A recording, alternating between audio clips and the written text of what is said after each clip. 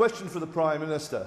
The AEC sends written instructions to all polling booths in Australia approximately 7 days before an election, directing AEC staff to distribute preferences to 2 candidates chosen by the AEC, regardless of the number of votes by Australians for each candidate as shown on the ballot paper.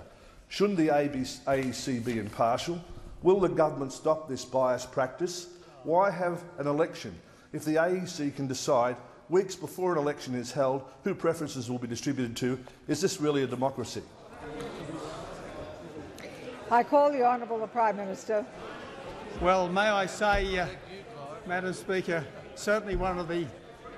We'll have quiet, please. What about the voters of Fairfax? The Prime Minister has the call. Well, I do thank the member for Fisher for his question, and for Fairfax for his question, and I can certainly understand some of his anxieties that were expressed in his question.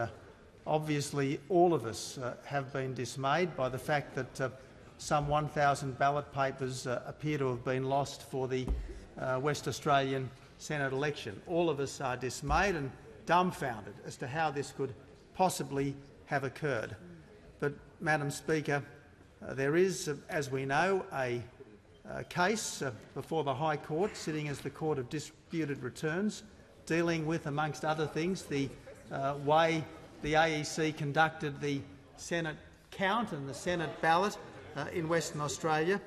There's also a report due from the Joint Standing Committee on Electoral Matters, and I think I'd like to wait for that case to be concluded and that report to be delivered before I further comment on the Australian Electoral Commission.